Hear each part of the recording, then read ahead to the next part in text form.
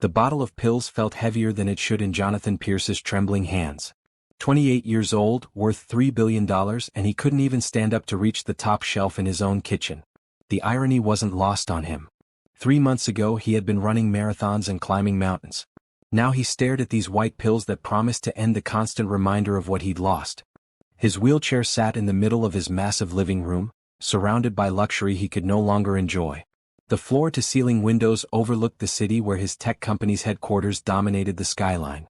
Pierce Industries had made him the youngest billionaire in the state, but what good was money when your spine was crushed and your legs were dead weight?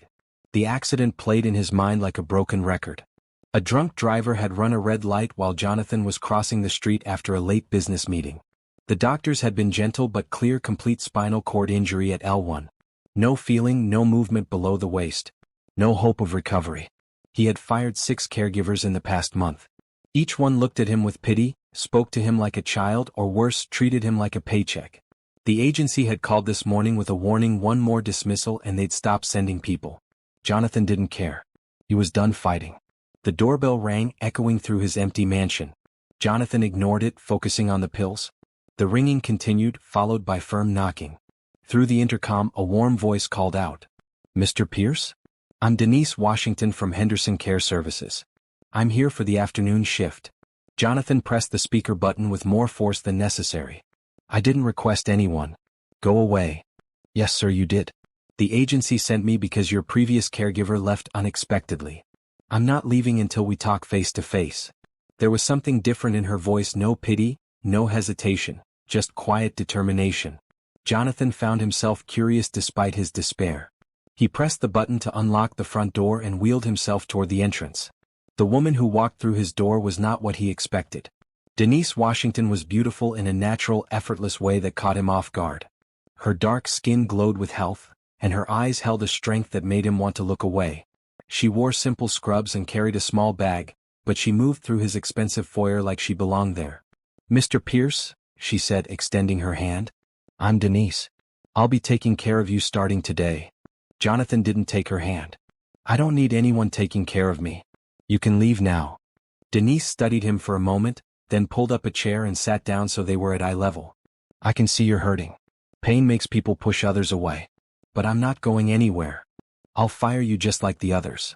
You can try." She smiled, and it transformed her entire face. "But I have an 8-year-old daughter who needs this job, and I don't give up easy. So we can do this the hard way or the easy way, but either way, I'm staying." Jonathan felt something crack inside his chest. Whether it was annoyance or admiration, he couldn't tell. "Fine. But I don't want to talk, I don't want your sympathy, and I don't want you treating me like an invalid. Deal?" Denise stood up and looked around the pristine living room. "When's the last time you ate something?" "I'm not hungry." That wasn't the question. Her tone was gentle but firm. "When did you last eat?" Jonathan couldn't remember. Days blurred together in his depression. "Yesterday, maybe." "Okay. I'm going to make you something light. Then we'll work on getting you cleaned up and maybe some fresh air." "I said I don't want." "You said you don't want me treating you like an invalid." "An invalid gives up and wastes away. A man takes care of himself even when it's hard." She paused at the kitchen entrance. "Which one are you, Mr. Pierce?" No caregiver had ever spoken to him like that. They'd all tiptoed around his mood, accepted his refusal to participate in his own care. This woman looked at him like he was still a person capable of making choices, not a broken thing to be managed. "Jonathan," he said quietly. "My name is Jonathan." "Nice to meet you, Jonathan." Denise smiled again. "Now, let me see what you have in this kitchen that resembles real food." As she disappeared into the kitchen, Jonathan realized he was still holding the bottle of pills. For the first time in months, ending everything didn't seem like the only option. He wasn't sure what this strange woman planned to do, but something in her voice made him want to find out. He rolled his wheelchair to the kitchen doorway and watched her move around with easy confidence, opening cabinets and checking the refrigerator. She hummed softly while she worked, a sound that filled the empty spaces in his house with something he'd forgotten existed: warmth. "You know," Denise said without turning around, "my daughter Aisha always says that the darkest night means the sunrise is coming soon. Kids see hope where adults only see problems." Jonathan found himself setting the pill bottle on the counter instead of hiding it. "How old did you say she was?" 8 going on 30. Denise pulled ingredients from the refrigerator. She wants to be a doctor when she grows up. Says she's going to help people walk again. The words hit Jonathan like a physical blow, but not in the way they would have yesterday. Today they sparked something that felt almost like curiosity. Smart kid. The smartest, and stubborn as anything when she sets her mind to something. Denise glanced at him with knowing eyes. Wonder where she gets that from. As the smell of real cooking began to fill his sterile kitchen, Jonathan felt the first flicker of something besides despair. He didn't know what tomorrow would bring, but for the first time in 3 months he was willing to find out. The woman humming in his kitchen had no idea that she just saved his life simply by refusing to leave. Jonathan woke up the next morning to the sound of someone moving around downstairs. For a moment he forgot about the wheelchair beside his bed, forgot about the accident, forgot about everything except the unusual feeling of not being alone in his house. Reality crashed back as he transferred from his bed to the wheelchair, a process that still felt foreign and humiliating. The doctors had assured him it would become second nature, but 3 months later, every movement reminded him of what he'd lost. Denise was in the kitchen, wearing different scrubs. These ones had small flowers printed on them. She looked up as he wheeled in, her face brightening with a genuine smile that made his chest tighten. "Good morning, Jonathan. I made coffee and there are eggs if you want them." He wanted to be angry that she'd let herself in, wanted to tell her he hadn't asked for breakfast or company. Instead, he found himself saying, "How did you get in? You gave me the security code yesterday, remember? After you ate that whole bowl of soup." Her smile turned teasing. "For someone who wasn't hungry, you sure cleaned that plate fast." Jonathan had forgotten about giving her the code. The soup had been the first real food he'd tasted in weeks, homemade and perfect, nothing like the takeout containers that filled his garbage. "I was just being polite." "Aha." Denise poured coffee into a mug and set it on the table within his reach. "That why you asked for seconds?" Heat crept up his neck. He had asked for more, despite himself. The simple act of someone cooking for him, caring whether he ate, had broken through his defenses faster than he'd expected. "I don't need you babying me," he said, grasping for his usual hostility. "Good thing I'm not." Denise began cleaning the kitchen with efficient movements. "Babies can't make their own choices. You chose to eat yesterday. You chose to take a shower. You chose to let me help you onto the porch for fresh air. All adult decisions." Jonathan remembered the porch. The feeling of sunlight on his face, the smell of his garden that he'd forgotten existed. It had been the first time he'd been outside since coming home from the hospital. "That's different. I was tired. You were depressed." Denise's voice was matter-of-fact, not judgmental. "Depression makes everything feel impossible, even things that aren't. But you did them anyway." "How would you know about depression?" Denise paused in her cleaning, looking out the window. "Because I've been there. After Aisha's father left when she was 2, I spent 6 months barely getting out of bed. Thought the world had ended. Thought I couldn't raise a child alone, couldn't make enough money, couldn't be enough for her." Jonathan found himself leaning forward. None of his previous caregivers had shared anything personal. "What changed?" "Aisha did. One morning she climbed into my bed and said, 'Mama, I'm hungry and I love you.' Just like that. Made me realize that giving up wasn't just hurting me, it was hurting someone who needed me." Denise turned back to him. "Sometimes we have to find a reason bigger than our pain." "I don't have anyone who needs me." "You sure about that?" Denise gestured toward his wheelchair. "You built a company that employs thousands of people. You developed software that helps hospitals save lives. You think all that stops mattering because you're sitting down instead of standing up?" Jonathan had barely thought about Pierce Industries since the accident. His brother managed operations, and the board had been understanding about his absence. But Denise was right, people depended on the innovations his company created. "It's not the same," he said weakly. "No, it's not. It's harder now. Means you have to work twice as hard to prove you're still the same brilliant man who built an empire before he was 30. Denise finished cleaning and hung up the towel. "Question is whether you're up for the challenge or if you'd rather feel sorry for yourself." Anger flared in Jonathan's chest. "You have no right to." "I have every right. I'm the one who found you yesterday with a bottle of pills in your hand, looking like you were ready to give up completely." Denise's voice was gentle but unwavering. "I'm the one who's going to make sure you don't waste the gift of being alive." The words hung in the air between them. Jonathan realized she'd seen the pills, understood exactly how close he'd come to ending everything. Instead of being horrified or treating him like he was fragile, she was challenging him to fight. "Why do you care?" he asked quietly. Denise pulled a photo from her pocket, a little girl with braided hair and a gap-toothed grin. Because Aisha asked me what I do at work and I told her I help people get better. If I let you give up, I'd be lying to my daughter. And I don't lie to her. Jonathan stared at the photo. The child looked exactly like her mother, same bright eyes, same determined chin. She's beautiful. She's everything. And she believes her mama can help anyone, heal anyone, save anyone. I can't let her down. Denise tucked the photo away. More than that, I can't let you down. You're worth saving, Jonathan, even if you don't believe it yet. Something shifted inside Jonathan's chest, like ice beginning to crack. The physical therapy, it hurts. And I'm not getting better. Better doesn't always mean the same as before. Sometimes it means different but still good. Still valuable. Still worth fighting for.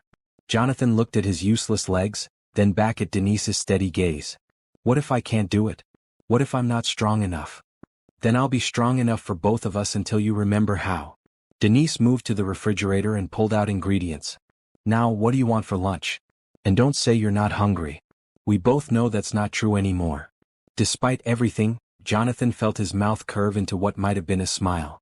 What are my options? As Denise began listing possibilities, Jonathan realized the bottle of pills was still sitting on the counter where he'd left it the night before. But for the first time he didn't want to reach for it. Maybe this stubborn, beautiful woman was right. Maybe being alive was still worth something even like this.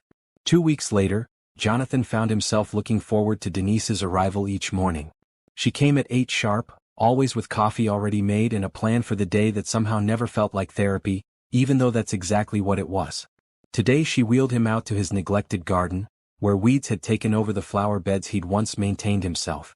The sight should have depressed him, but instead he found himself pointing out which plants could be saved. Those roses just need pruning, he said, leaning forward in his wheelchair. And the herb garden could come back if we clear out the dead growth. Denise knelt beside an overgrown lavender bush, her hands gentle as she examined the branches. You missed this. It wasn't a question. Jonathan had been watching her work with plants for the past week, noticing how she seemed to instinctively know what they needed. I used to spend hours out here. It was the only place I could think clearly. What stopped you? The accident. Everything stopped after the accident. Denise looked up at him, dirt already under her fingernails. The accident stopped your legs, Jonathan. It didn't stop your hands or your mind or your heart. She was right as usual. He could still feel the sun on his face, still smell the herbs, still see beauty in growing things. His perspective was just lower now. I wouldn't know where to start, he admitted. Same place anyone starts. One plant at a time. Denise stood and brushed off her knees. Besides, I happen to know someone who could use the help. Aisha's been begging me to start a garden at our apartment, but we don't have the space or the money for supplies. Jonathan felt a familiar spark of interest. You could bring her here. There's plenty of space and I have all the tools. You sure? 8-year-olds aren't exactly known for their patience with delicate plants. I'd like to meet her, Jonathan said, surprising himself. He'd been avoiding people since the accident, but something about the idea of sharing his garden with Denise's daughter felt right. Denise's face lit up. She'd love that. She's been asking when she gets to meet the man her mama takes care of. What have you told her about me? The truth. That you got hurt and you're learning how to be happy again. That you're smart and kind even when you're trying to hide it. Jonathan felt heat in his cheeks. I haven't been kind. I've been difficult and rude and human, Denise interrupted. You've been human. There's a difference. That afternoon, Denise brought Aisha with her. Jonathan heard them before he saw them, the little girl's excited chatter mixing with her mother's patient responses. When they appeared in his living room, he was struck by how much the child looked like a miniature version of Denise. Mr. Jonathan. Aisha bounced on her toes, unafraid of his wheelchair or his still sometimes gruff demeanor. Mama says you have the most beautiful garden in the whole city and you might let me help fix it. It's not beautiful anymore, Jonathan said gently. It's pretty wild out there. That's okay. Wild things can be beautiful too. Like dandelions. Everyone thinks they're weeds but they're really wishes waiting to be made. Aisha's eyes sparkled with the kind of logic only children possessed. Denise caught Jonathan's eye over her daughter's head, smiling at his obvious surprise. Aisha has strong opinions about most things. Can we go see it now? Please? Mama brought my special gloves. Before he knew it, Jonathan was outside again, watching an 8-year-old attack his overgrown garden with the enthusiasm of a tiny hurricane. Aisha chattered constantly, asking questions about every plant and accepting his answers like he was sharing the secrets of the universe. "Why did you stop taking care of them?" she asked, carefully transplanting a small herb that had survived the neglect. "I got hurt and couldn't walk anymore. It made me too sad to come outside." Aisha considered this seriously. "But they missed you. Plants get lonely too, you know. That's why some of them died. They were too sad without their friend." The simple observation hit Jonathan harder than any therapy session. "I never thought about it like that." "That's okay. Sometimes grown-ups forget that everything has feelings. But you're here now. They're going to be so happy." She looked up at him with dirt-smudged cheeks and Denise's bright smile. "I'm happy too. Mama said you needed friends and I'm really good at being a friend." Jonathan felt his throat tighten. "I'd like that very much." As they worked together, Aisha filling the air with stories and questions, Jonathan realized something had changed. The garden didn't remind him of what he'd lost anymore. Instead, it felt like the beginning of something new.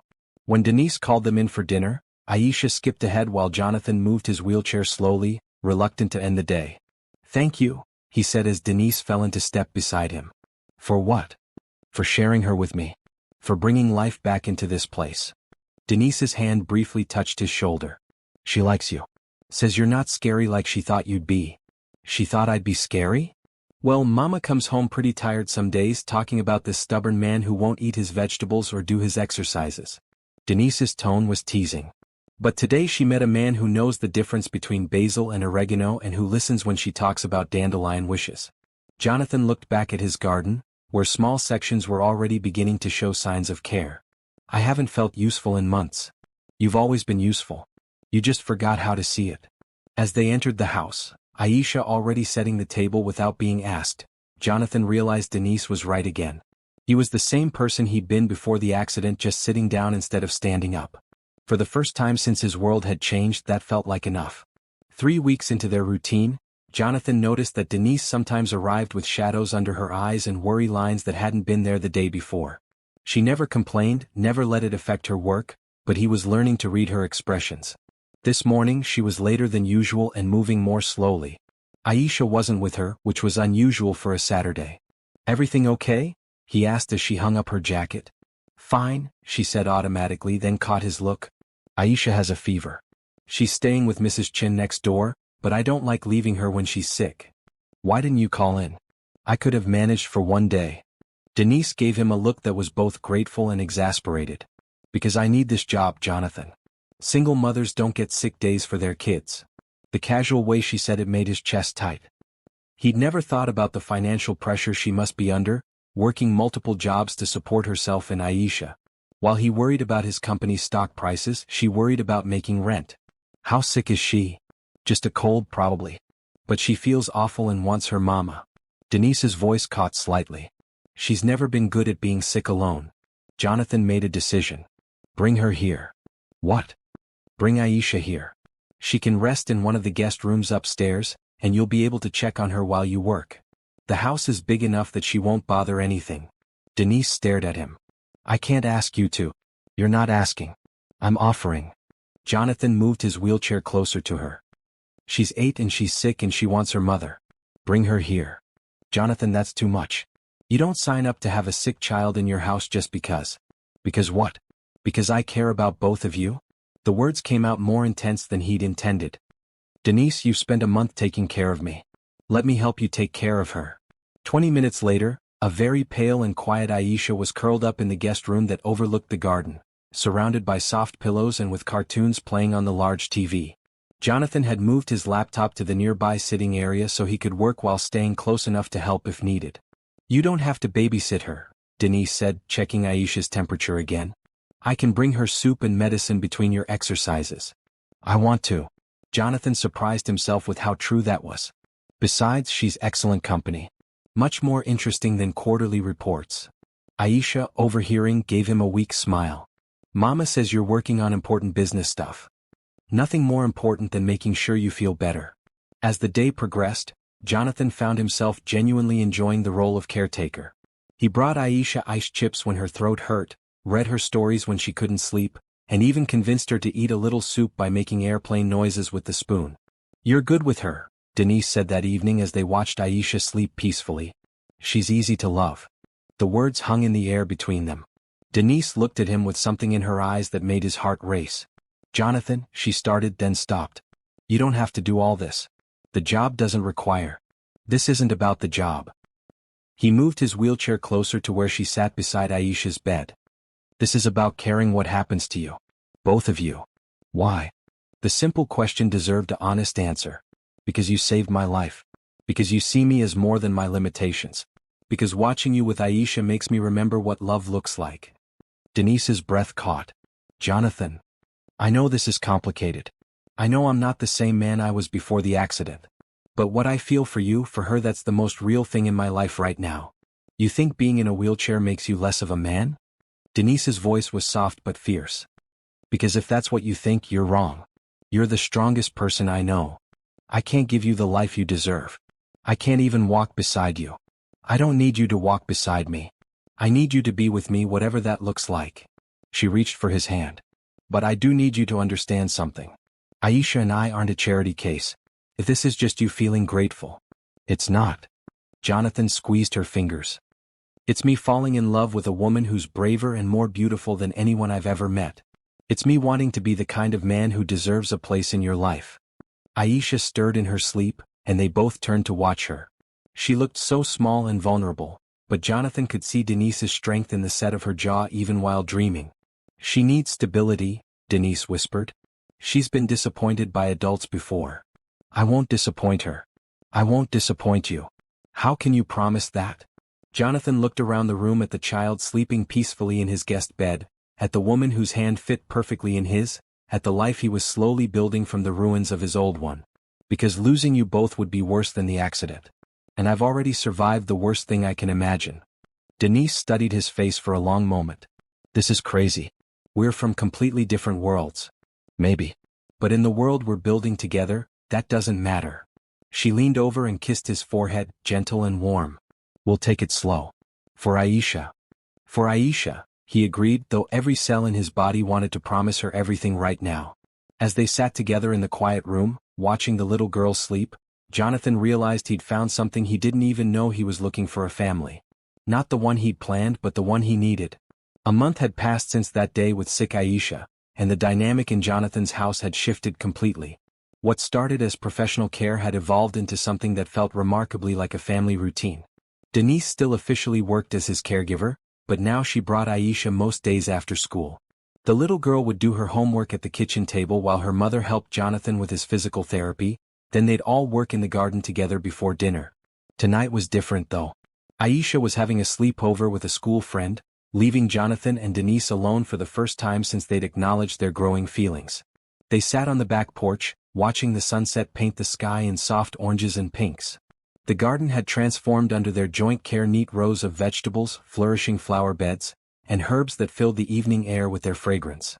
Hard to believe this was all weeds 6 weeks ago, Denise said, curling up in the chair beside his wheelchair. Hard to believe a lot of things about 6 weeks ago. Jonathan reached for her hand, still marveling that she let him take it. I was ready to give up completely. What stopped you? Really? Jonathan had thought about this question a lot lately. You did. The way you walked in like you belonged here, like my attitude couldn't touch you. The way you looked at me like I was still a person worth saving. You were always worth saving. You just couldn't see it. I couldn't see anything past the wheelchair. It felt like my whole identity had been stripped away. He paused, gathering courage for what he needed to say. I want to tell you about the accident. Denise shifted to face him fully, her attention complete and patient. I was leaving a late meeting downtown. Important client, big contract, the kind of thing I used to think mattered more than anything else. Jonathan's voice was steady, but his grip on her hand tightened. I was actually on the phone with my assistant, planning the next day's schedule, when the drunk driver ran the red light. He could still see it, the headlights appearing suddenly in his peripheral vision, the moment of understanding that he couldn't move fast enough, the impact that changed everything. I remember flying through the air thinking this was it. Then nothing until I woke up in the hospital 3 days later. Jonathan met her eyes. The first thing I asked was whether I'd walk again. The doctor's face told me everything before he said a word. What was the hardest part? The pity. Everyone looking at me like I'd died but was still breathing. My friends, my employees, even my family, they all started treating me like I was fragile. Like the man I used to be had disappeared. Denise was quiet for a moment. Is that why you pushed everyone away? I couldn't stand being the object of their sympathy. I'd rather be alone than be their tragedy. He laughed bitterly. Took me 3 months to realize that being alone was its own kind of death. What would you tell someone else going through the same thing? The question surprised him. I guess I'd tell them that the person they were before is still there. The accident doesn't erase everything you've built or learned or accomplished. It just changes how you access it. You should remember that advice. I'm trying. Some days are easier than others. Denise stood up and moved to sit on the arm of his wheelchair, close enough that he could smell her perfume. Can I tell you something? About the day we met? Please. I almost didn't take the job. The agency warned me that you'd fired everyone else, that you were angry and difficult to work with. She smiled. But then they mentioned your age, said you'd built this incredible company so young, and I thought about how scared and lost you must be feeling. You felt sorry for me? No. Her voice was firm. I felt recognition. I remembered being 24 with a 2-year-old, watching my whole life plan fall apart when Aisha's father left. I remembered thinking I'd never be strong enough to handle it alone. Jonathan hadn't known about Aisha's father leaving. That must have been terrifying. It was. But you know what I learned? Sometimes falling apart is just the first step to building something better. Something that's actually yours instead of what other people expect from you. Is that what you think happened to me? I think you spent your whole life being the golden boy, successful, perfect, untouchable. Maybe the universe decided it was time to find out who you really were underneath all that. Jonathan considered this. And who am I, do you think? Denise leaned down and kissed him softly, a kiss full of promise and tenderness that made his heart race. You're the man who spent his Saturday reading stories to my sick daughter. You're the man who's building a therapy garden because you want to help other people heal. You're the man who sees past my uniform to the woman underneath. I love you, he said quietly. The words had been building in his chest for weeks, but this was the first time he'd had the courage to say them out loud. I love you too. She rested her forehead against his. Scared me how much, to be honest. Why scared? Because I've spent 6 years protecting my heart, focusing only on Aisha and building a stable life for us. I never expected to fall for someone, especially not. She gestured toward his wheelchair. Especially not someone like me. No. Especially not someone so completely. This isn't just attraction or gratitude or convenience. This is the real thing, and that's terrifying when you have a child to think about. Jonathan understood. Aisha has to come first. I would never ask you to choose. That's just it, you don't ask me to choose because you've already chosen her too. You love her like she's your own. Denise's eyes filled with tears. Do you have any idea how rare that is? She makes it easy. No, Jonathan. You make it easy because you have a heart big enough for both of us. They sat in comfortable silence as the stars began to appear overhead.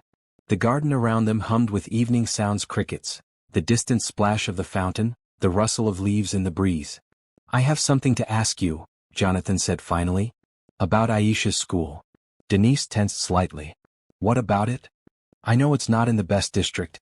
I know you've been worried about her falling behind, especially in science and math. He paused.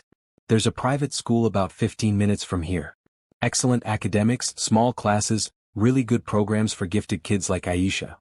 Jonathan. I want to pay for it. Her tuition, books, everything.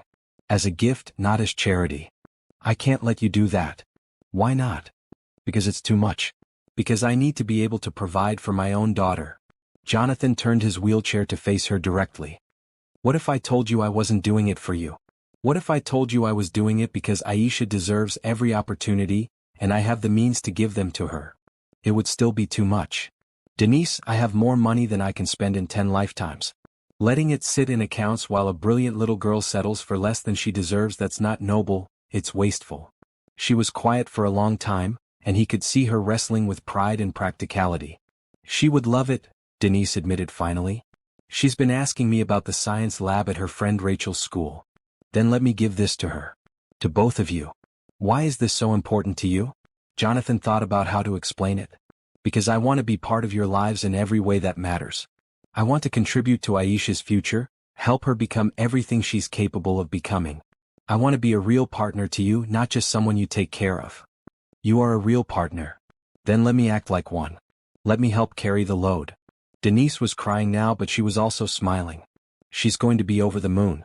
She's been drawing pictures of laboratory equipment she saw in a book at the library. Is that a yes? That's a yes. And Jonathan? Thank you. Not just for this but for seeing her the way you do. For believing in her future. Thank you for letting me be part of it. As they made their way back inside, Jonathan felt a completeness he'd never experienced before. His old life had been about achievement and accumulation, building success that looked impressive from the outside but left him hollow within. This life was about connection, about using what he had to lift up the people he loved. It was messier and more complicated, but it was real in a way his previous existence had never been. What are you thinking about? Denise asked as they settled on the couch together. About how everything I thought I wanted was actually keeping me from what I needed.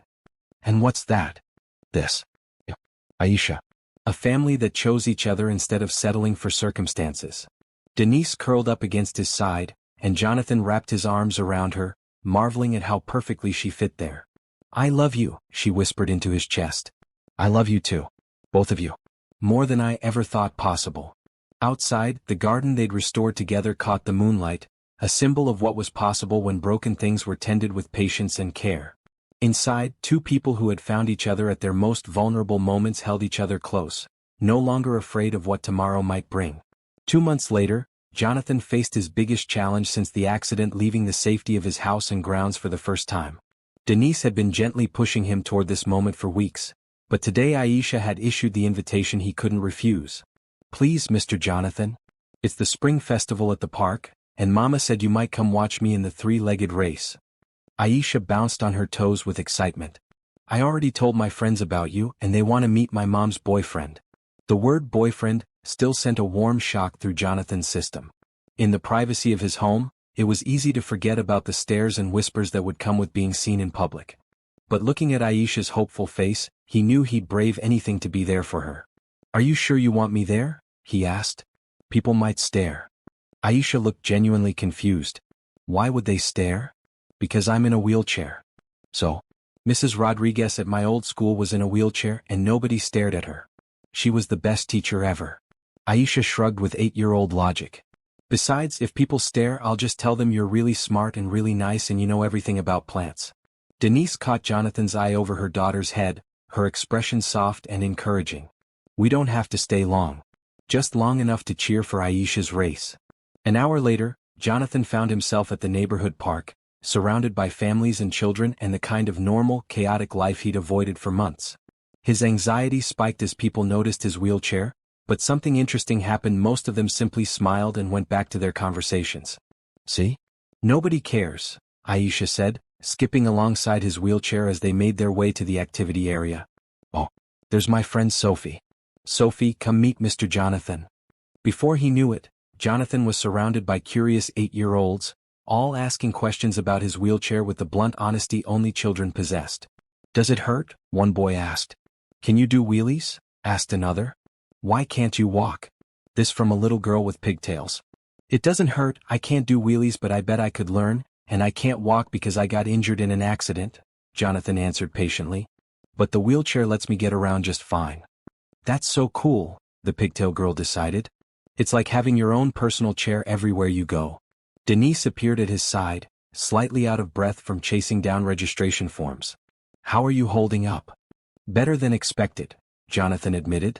The children had moved on to other fascinations, leaving him feeling oddly normal. They're not as intimidated as I thought they'd be.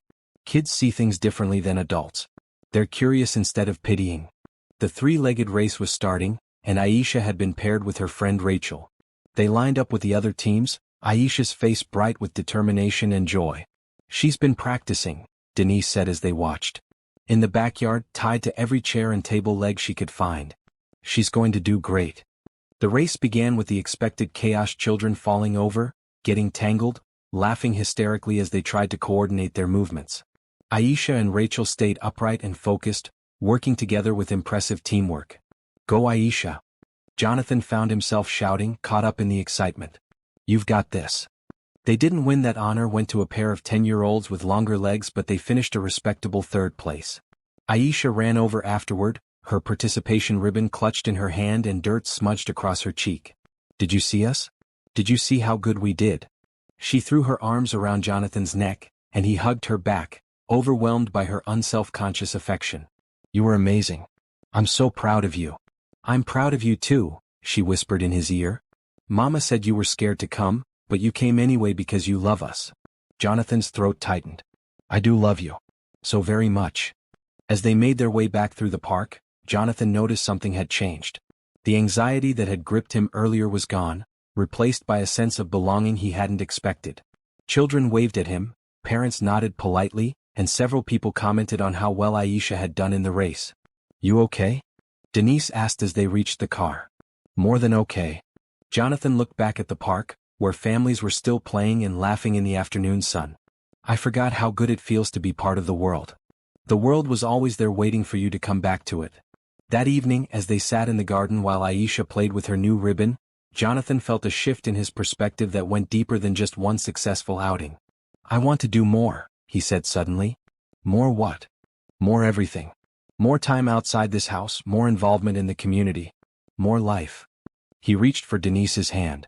I've been thinking about the foundation idea we discussed. The one for people with spinal injuries. You're serious about that? Dead serious. Today showed me how much I've been hiding from.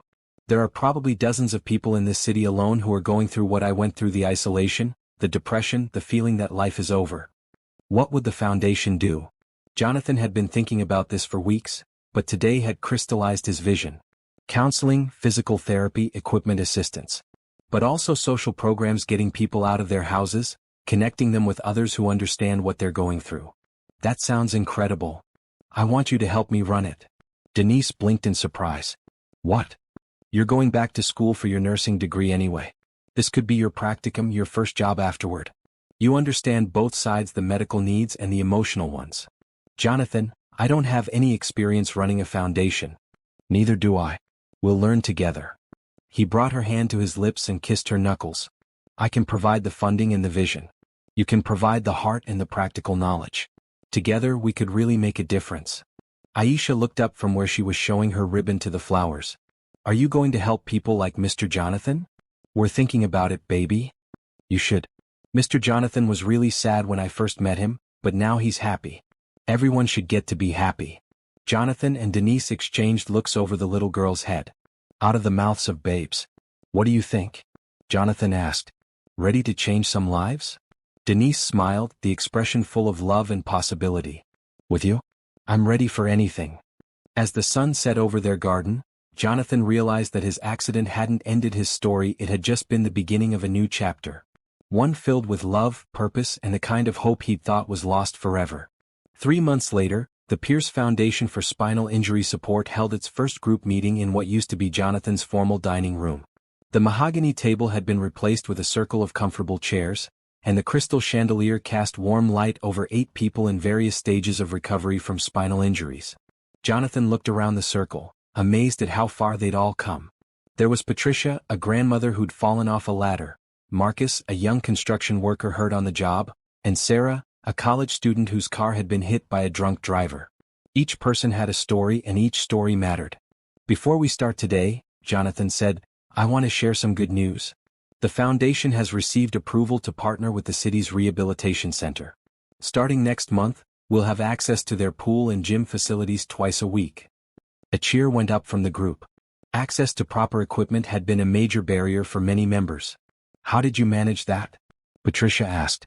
Denise, Jonathan said, smiling at the woman who'd become his co-founder and so much more. She convinced them that our members would be perfect volunteers for their community outreach programs. Turns out, people who've been through recovery make excellent mentors for those just starting the process. Denise blushed but looked pleased. It's a win-win situation. They get volunteers with lived experience and we get facilities. After the meeting, as members filtered out with plans for the week's activities, Jonathan and Denise began cleaning up.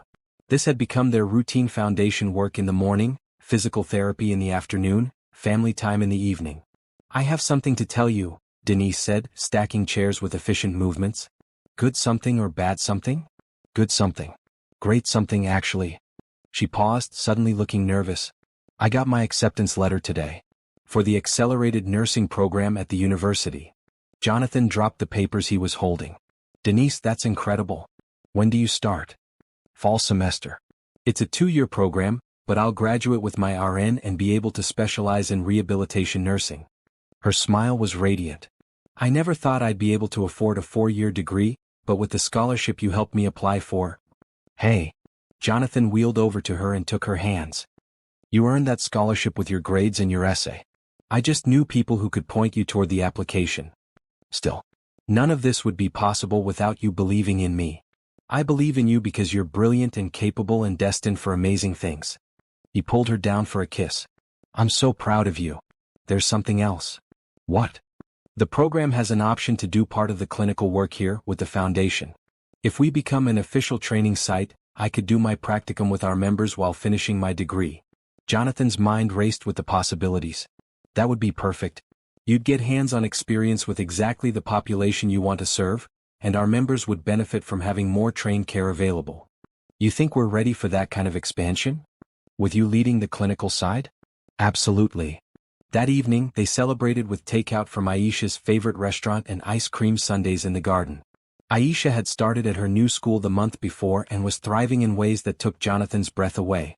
Miss Rodriguez says I have real talent for science, Aisha announced, chocolate sauce decorating her chin. She's going to help me enter the regional science fair next spring. What's your project going to be? Jonathan asked. I want to study how plants help people feel better.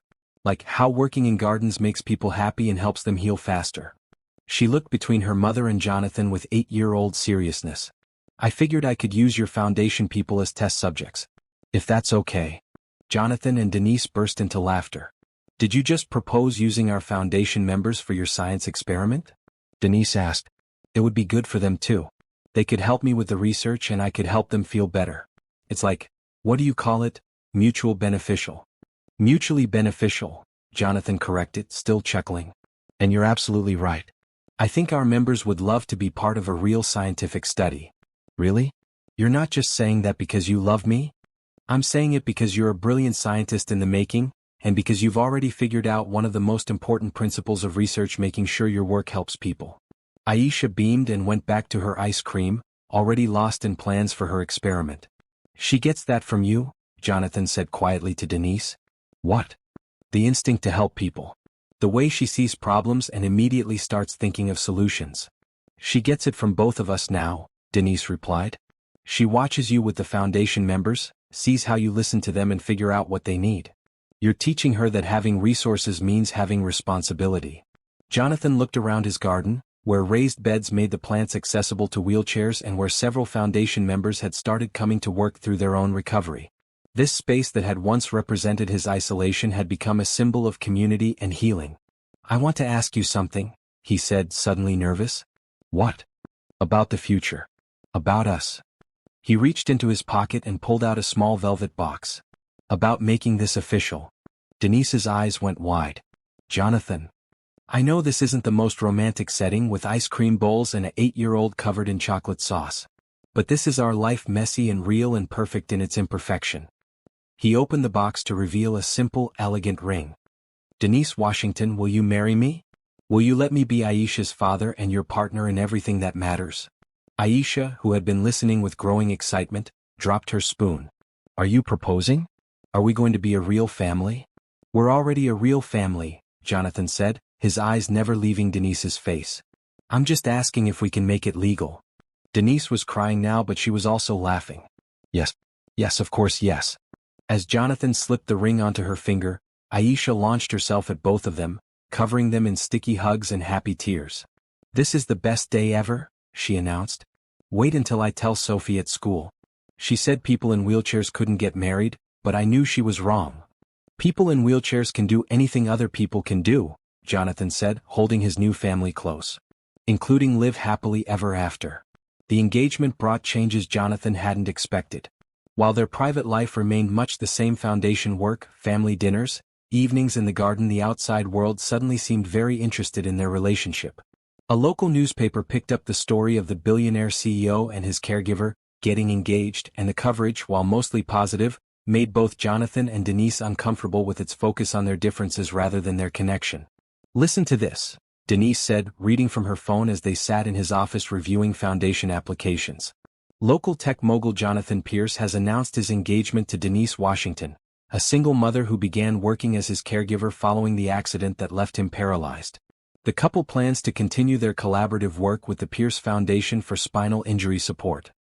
They make it sound like a charity case falling for her rescuer, Jonathan said with disgust. Or a gold digger targeting a vulnerable man, Denise added. I knew this would happen. Rich man, poor woman, people love that narrative. Do you want to postpone the announcement? Keep things private for longer? Denise set down her phone and looked at him seriously. Are you having second thoughts?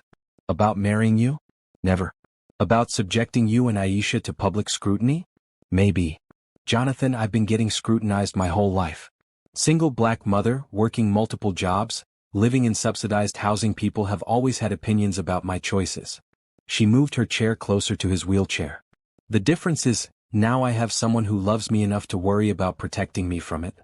I do worry. I worry that marrying me will bring attention you don't want. I worry that Aisha will have to deal with questions about why her new dad can't walk. I worry that people will think you're with me for money instead of love. You know what I worry about? What? I worry that you still think the wheelchair is the most important thing about you. I worry that you can't see what everyone else sees when they look at us together. What do they see? They see a family. They see a man who loves a little girl like she's his own blood. They see a woman who's never been happier or more supported.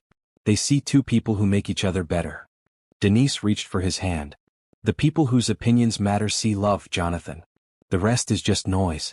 That afternoon, Aisha came home from school with news that proved Denise's point. Mrs. Patterson wants to know if you'll come speak to our class about starting a business, she announced, dumping her backpack on the kitchen floor. She said you're an inspiration because you didn't let getting hurt stop you from helping people. She said that? Ah. And Tommy Morrison said his dad read about you in the newspaper and thinks you're really cool. He wants to know if the foundation helps kids too. Not yet, but we've been talking about expanding our programs. You should. Kids get hurt too, and they probably get scared just like grown-ups do. Jonathan and Denise exchanged glances. Out of the mouths of babes again. That evening, as they worked in the garden while Aisha did her homework at the outdoor table, Jonathan brought up something that had been on his mind for weeks. I've been thinking about the wedding. Having second thoughts? Denise's tone was light, but he caught the hint of worry underneath. No second thoughts. But I want to make sure we do this right. For us, but especially for Aisha. What do you mean? I mean I want her to feel like she's gaining a father, not losing her place as the most important person in your life. Jonathan paused in his weeding. I also want to make sure she understands that I'm not trying to replace her real father. Jonathan, you are her real father. Biology is just genetics.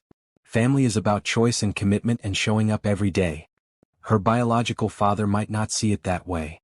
Denise's hands stilled on the tomato plant she was tying up. Her biological father hasn't called or sent a birthday card in 4 years. He made his choice when he decided being a parent was too hard. But someday she might want to know him, and I don't want her to feel like she has to choose. You're worried about something that might never happen. I'm worried about doing right by her. She deserves to know that no matter what happens in the future, she'll always have a father who loves her. Denise stood up and brushed the dirt off her knees. Do you know what she told her teacher when asked to draw a picture of her family? What? She drew the three of us in the garden. You in your wheelchair, me with my gardening gloves, her with that ridiculous sun hat she insists on wearing. At the bottom, she wrote, my family, Mama, Daddy Jonathan, and me. Jonathan felt his throat tighten. Daddy Jonathan? That's what she calls you when she talks about you at school. That's how she thinks of you. Denise knelt beside his wheelchair. You're not trying to replace anyone because there wasn't anyone to replace. You're not taking something away from her, you're giving her something she never had. I love her so much it scares me sometimes. That's what being a parent feels like. Constant terror mixed with overwhelming joy. As if summoned by their conversation, Aisha appeared from the house with her completed homework and a question that made both adults smile. Daddy Jonathan, when you and Mama get married, will I get to wear a fancy dress and throw flower petals? Of course you will, sweetheart. You'll be the most important person in the whole wedding. Good. Because I already told Sophie I was going to be the flower girl, and she said I was making it up because people don't really have weddings like in the movies. Aisha grinned. I can't wait to prove her wrong. That night, as they tucked Aisha into bed in what had become her unofficial bedroom in Jonathan's house, she asked a question that caught them both off guard. After you get married, are we going to live here all the time? Jonathan and Denise had discussed this, but hearing it from Aisha made it feel more real. How would you feel about that? Denise asked. I would love it. This house has the best garden and the biggest bathtub, and I really like having my own room with the window that looks out at the flowers." She paused. "Plus, all my friends know where to find me here. You wouldn't miss your old apartment?" "Nah. Home isn't a place, it's people. Mrs. Chen taught me that when we had to move from the apartment before." Aisha looked between them seriously. "Home is wherever we're all together." As they left her room, Jonathan realized that 8-year-old Aisha had just articulated what he'd been trying to figure out for months. Home wasn't his mansion or her apartment or any physical space, it was the three of them, together, building something new from the pieces of their separate lives. "She's wise beyond her years," he said as they settled on the couch together. "She's had to be. But for the first time in her life she gets to just be a kid. That's your gift to her." "Our gift," Jonathan corrected. "We're doing this together." As they planned their future, the wedding, the foundation expansion, Denise's nursing program, Jonathan marveled at how completely his life had changed. 6 months ago he'd been ready to give up entirely. Now he couldn't imagine a future bright enough to contain all his hopes. The Pierce Foundation's 6-month anniversary celebration was held at the rehabilitation center where they'd recently started their partnership program. The main therapy room had been decorated with banners and balloons, and more than 50 people filled the space. Foundation members, their families, medical staff, and community supporters. Jonathan moved through the crowd in his wheelchair, accepting congratulations and watching Denise coordinate the evening's activities with the efficiency that never ceased to amaze him. She wore a blue dress that brought out her eyes, and every time she smiled at him across the room, his heart skipped. "You've done something really special here," Dr. Martinez, the rehabilitation center's director, said as she joined Jonathan near the refreshment table. "I've never seen patients progress as quickly as your foundation members do. The peer support model is remarkably effective." "It's all Denise," Jonathan replied, watching his fiancée help Patricia demonstrate her new wheelchair basketball skills to a group of interested children. "She understood what people needed even before I did. The two of you make a good team. I hear congratulations are in order for more than just the foundation's success." "Thank you. We're getting married next month." "And how does Aisha feel about gaining a stepfather?" Jonathan smiled, spotting the 8-year-old near the physical therapy equipment, explaining to another child how the parallel bars worked. "She told me last week that she's not gaining a stepfather, she's finally getting the dad she's been waiting for." As the evening wound down, Jonathan realized this was the perfect setting for what he'd been planning. The rehabilitation center represented hope and recovery, the foundation members represented the community they'd built together, and Denise was surrounded by the work that had become her passion. He wheeled over to where she was collecting donated items for the foundation's resource library. "Can I steal you for a minute?" he asked. "Of course. Let me just finish." "Denise." His tone made her look up. "Now please." She followed him to the center of the room, where he'd asked Dr. Martinez to set up a microphone. The crowd began to quiet as they realized something was happening. "Ladies and gentlemen," Jonathan began, his voice carrying clearly through the room. 6 months ago I thought my life was over. I was bitter, isolated, and convinced that my accident had stolen everything that mattered." He looked at Denise, who was standing beside his wheelchair with a puzzled expression. "Then this incredible woman walked into my house and refused to let me give up. She didn't just take care of my physical needs, she reminded me that I was still capable of purpose, still worthy of love, still able to make a difference." Murmurs rippled through the crowd as people began to understand what was happening. "Denise, you saved my life in every way a person can be saved. You gave me back my sense of worth. You shared your beautiful daughter with me. You became my partner in building something meaningful from the wreckage of my old life." Jonathan reached into his jacket pocket and pulled out a new ring box, not the engagement ring he'd given her months ago, but something else entirely. "I know we're already engaged, but I realized I never asked the most important question. Not just will you marry me, but will you build a life with me? Will you let me be Aisha's father in every way that matters? Will you trust me with both your hearts for the rest of our lives?" He opened the box to reveal a delicate necklace with 3 pendants, 2 adult figures and 1 child, interlinked in an eternal circle. "Denise Washington, in front of all these people who've become our family, will you marry me? Not just as a woman marrying a man, but as a partner, as a co-parent, as someone who believes that our love can change the world." The room was completely silent. Denise was crying, but she was also laughing, and when she spoke, her voice carried to every corner of the space. "Jonathan Pierce, yes. Yes to all of it. Yes to the life we're building, yes to the family we've become, and yes to changing the world together." As he fastened the necklace around her neck, the room erupted in cheers and applause. But the moment Jonathan would remember forever was when Aisha pushed through the crowd and threw her arms around both of them.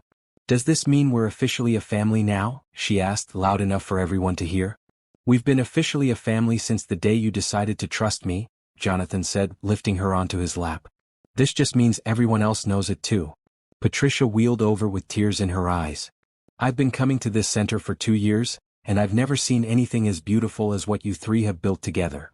"That's the thing about love," Denise said, her arm around Jonathan's shoulders and her other hand on Aisha's back. "It doesn't just heal the people who have it, it spreads out and touches everyone around them." As the celebration continued around them, Jonathan realized that his original proposal had been about asking Denise to join his life. Tonight had been about promising to build a completely new life together, one that honored both their pasts while reaching toward a future neither could have imagined alone. Dr. Martinez approached with a photographer. "Would you mind if we got a picture for the Rehabilitation Center's newsletter? This is exactly the kind of success story that gives hope to new patients." As they posed together, Jonathan in his wheelchair, Denise standing beside him with her hand on his shoulder, Aisha perched on his lap with the biggest grin imaginable, Jonathan thought about how different this picture was from any photo of his old life. Those pictures had shown a successful man standing alone at the top of his achievements. This picture showed a family, imperfect and unconventional, but radiating the kind of happiness that came from choosing love over fear, connection over isolation, service over self. "Ready?" the photographer asked. "Ready," all three of them said at once, and the camera captured a moment of pure joy that would hang in the rehabilitation center for years to come, inspiring countless other people to believe in second chances and the healing power of love. 6 months later, on a perfect spring morning, Jonathan Pierce woke up as a married man in a house filled with family. The wedding had been everything they'd hoped for, small, meaningful, and centered around the people who mattered most. Aisha had indeed worn a fancy dress and thrown flower petals with the enthusiasm of someone who'd been waiting her whole life for the moment. Now, as sunlight streamed through the bedroom windows, Jonathan could hear his wife and daughter moving around downstairs, their voices mixing with the sound of breakfast being prepared. He no longer needed help transferring from bed to wheelchair. 6 months of renewed purpose and consistent physical therapy had strengthened both his body and his spirit. Wheeling into the kitchen, he found Denise in her nursing school scrubs and Aisha in her school uniform, both of them rushing through morning routines with the efficiency of people living full, busy lives. "Morning, handsome," Denise said, kissing him as she passed with coffee cups. "Don't forget you have the foundation board meeting at 10, and the new members' orientation at 2. "Morning, Daddy." Aisha called from where she was packing her science fair project, the garden therapy research that had indeed used foundation members as willing participants and earned her first place at the regional level. "Mrs. Patterson says the state competition judges are going to love my presentation. They're going to love it because it's brilliant research that actually helps people," Jonathan said, accepting his coffee and marveling as he did every morning at the ordinary magic of family breakfast. "Speaking of helping people," Denise said, settling at the table with her own coffee, "Dr. Martinez called last night. The hospital wants to expand our partnership program to include pediatric patients." Jonathan's interest sharpened. "Really?" "Apparently word has spread about our success rate with adult recovery. They think the peer support model would work just as well with children and teenagers. Can we handle the expansion? With my nursing degree finishing up this semester and 3 new certified counselors joining the team, I think we can." Denise smiled. "Besides, someone in this house has been lobbying for a kids program for months." "That's me," Aisha announced proudly. "I told you kids get hurt too and they need help just like grown-ups do." As they finished breakfast and prepared to head out to their respective destinations, Jonathan reflected on how completely normal this felt and how extraordinary that normalcy was. A year ago, he had been alone in this house, counting pills and contemplating giving up entirely. Now he was part of something bigger than himself, a family, a foundation, a community of people supporting each other through life's challenges. "I have a surprise for you both," he said as Denise gathered her textbooks and Aisha checked her backpack one final time. "What kind of surprise?" Aisha asked, immediately interested. "The kind that requires you to come straight home after school instead of going to Sophie's house." "Is it a good surprise or a we need to have a talk surprise?" Jonathan laughed. "It's a very good surprise. Trust me." That afternoon, Jonathan waited nervously in the living room. Over the past month, he'd been working with Dr. Martinez and his physical therapist on something he wasn't sure would be possible. The doctors had been cautiously optimistic, but had warned him not to expect miracles. He heard the front door open and Aisha's voice calling out, "We're home." Where's our surprise? In here, he called back. Denise and Aisha appeared in the doorway, both looking around the living room for something different. Jonathan took a deep breath and pressed his hands against the arms of his wheelchair. The surprise, he said, putting all his strength into the movement, is this. With tremendous effort and the help of leg braces hidden beneath his pants, Jonathan slowly, carefully stood up. He could only hold the position for a few seconds and he had to grip the wheelchair for support, but he was standing. Aisha's scream of joy could probably be heard 3 blocks away. Daddy, you're standing. You're standing. Denise's hands flew to her mouth, tears already streaming down her face. Jonathan, how? Months of work with Dr. Martinez and the new physical therapist. The injury wasn't as complete as we originally thought. He carefully lowered himself back into the wheelchair, but his smile was radiant. I'm not going to be running marathons and I'll still need the wheelchair most of the time. But for special moments, for important occasions, I can stand. Aisha launched herself into his lap, hugging him so tightly he could barely breathe. This is the best surprise ever. Wait until I tell Sophie. Wait until I tell everyone. There's more, Jonathan said, looking at Denise, who was still crying and laughing at the same time. Dr. Martinez thinks that with continued therapy, I might be able to take a few steps with assistance. Maybe even walk you down the aisle at your nursing school graduation. You already walked me down the aisle at our wedding, Denise said, moving to embrace them both. But watching you walk across that graduation stage with me would be pretty amazing too. As they held each other in the living room where their journey had begun, Jonathan thought about the conversation he'd had with Dr. Martinez the day before. The human spirit is remarkable, the doctor had said. When people have something to live for, something to fight for, their bodies often find ways to exceed our medical expectations. Your recovery isn't just physical, Jonathan. It's emotional, psychological, spiritual. That's why you're seeing improvements we didn't think were possible. Jonathan had asked what he meant. You found your purpose again. You fell in love. You became a father. You started helping other people heal. Those aren't just nice additions to medical treatment, they're often the most important part of recovery. Now, sitting in his living room with his wife and daughter, Jonathan understood exactly what the doctor meant. The wheelchair would always be part of his life, but it was no longer the defining feature. Love was.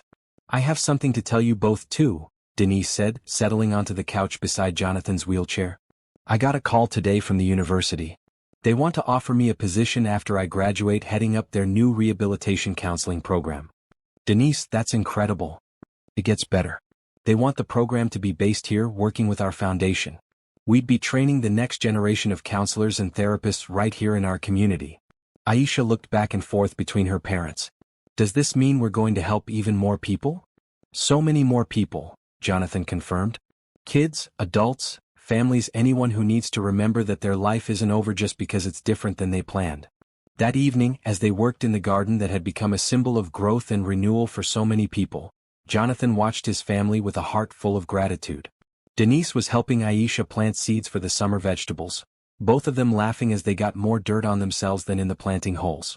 The garden had grown beyond their personal space to include raised beds accessible to wheelchairs, sensory plants for therapy sessions, and quiet corners where foundation members could sit and talk through their challenges. It had become a living testament to the idea that broken things could be made beautiful again with patience, care, and love. Daddy Jonathan, Aisha said, looking up from her planting with dirt-streaked cheeks and sparkling eyes, do you think other people can have happy endings like us? I think everyone can have happy endings, sweetheart. They just might not look like what they expected. He reached out to brush a smudge of dirt from her nose. Sometimes the best stories come from the worst beginnings. Like how you were really sad but then Mama came and made you happy again? Like how we were all missing pieces of our family, and then we found each other and became whole. As the sun set over their garden, painting the sky in shades of hope and promise, Jonathan realized that this wasn't really an ending at all. It was a beginning, the first chapter of a story about 3 people who chose love over fear, connection over isolation, and service over self-pity. The Pierce Foundation would continue to grow, helping hundreds of people reclaim their lives after spinal injuries. Denise would become a leader in rehabilitation counseling, training others to see past disabilities to the whole person underneath. Aisha would grow up knowing that families come in all shapes and sizes, and that love is always stronger than circumstance. And Jonathan would wake up every morning grateful for the accident that had seemed like the end of everything, but had actually been the beginning of the life he was meant to live. In the distance, the city lights began to twinkle as another day ended and another began. In his garden, surrounded by the people who had saved him and whom he had saved in return, Jonathan Pierce smiled and looked forward to tomorrow. Some stories end with, "They lived happily ever after." But the best stories end with, "And their happiness spread to everyone they touched," creating ripples of hope that would continue long after their own story was finished. This was one of those stories.